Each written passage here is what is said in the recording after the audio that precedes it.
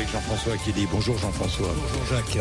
Dites-moi, les électeurs socialistes, 23 000 ont voté, électeurs, c'est encartés au PS, ont voté pour leur premier secrétaire. Un peu dans l'indifférence générale. Olivier Faure remporterait, conditionnel, parce que c'est extrêmement serré, ça se joue à quelques voix près, le premier tour devant Nicolas Maillard-Rossignol.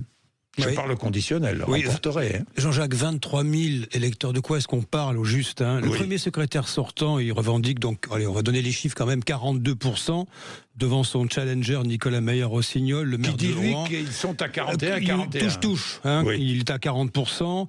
Le troisième homme, c'est Boris Vallaud, déception, moins de 20%, le patron du groupe socialiste. Qui serait comment est-ce qu'on dit, le faiseur de roi. Oui, parce qu'il y aura un deuxième tour le 5 juin avant le congrès du PS. Voilà. Cette micro-élection, Jean-Jacques, n'intéresse pas grand monde. Pourquoi ?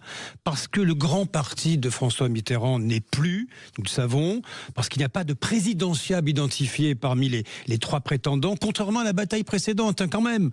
Il faut le souligner, les Républicains, Bruno Retailleau contre Laurent Wauquiez, deux possibles candidats dans une France très majoritairement à droite. C'est ça la réalité aujourd'hui. La France est à droite. Quel est donc l'enjeu de ce vote ? Parce qu'il y en a un. Oui. Il y en a un quand même. C'est la capacité des socialistes à se séparer des insoumis, à ne plus subir cette menace électorale. Olivier Faure s'est éloigné de Jean-Luc Mélenchon, il l'a dit, mais son opposant, Nicolas Maillard-Rossignol, le soupçonne de rester, vous savez, marqué au fer rouge de LFI.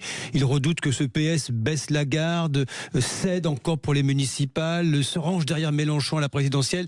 À l'inverse, Olivier Faure reproche à son concurrent d'être un peu trop centre-droit, social-libéral, pas suffisamment à gauche. Il y en a un qui attend en coulisses, dont on ne parle plus beaucoup là en ce moment. Et pourtant, il ne rêve que de prendre sa revanche en 2027. Et c'est François Hollande, bien sûr. Oui, vous l'avez remarqué, il est discret. Très discret en ce moment. L'ex-président veut la défaite d'Olivier Faure, il veut organiser son grand retour, il veut s'inviter une improbable primaire à gauche qui irait sans les insoumis de Glucksmann à Ruffin. Il n'en veut pas de cette primaire à gauche, il serait battu. Il serait battu.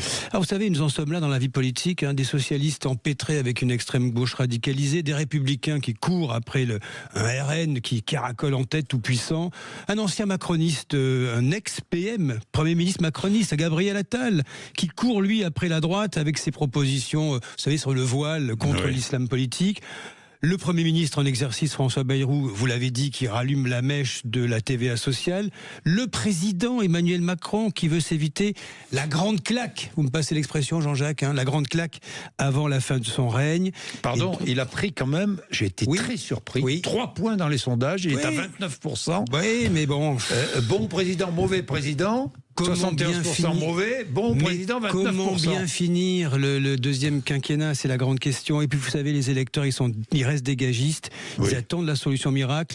Vous avez entendu François Bayrou, chacun doit faire un effort. Et il va falloir ça veut rien dire tout ça. Qui va se remonter les manches pour faire repartir le pays, c'est toute la question qui est posée. Bien, nous en parlerons tout à l'heure avec Jean-Philippe Tanguy, 7h50.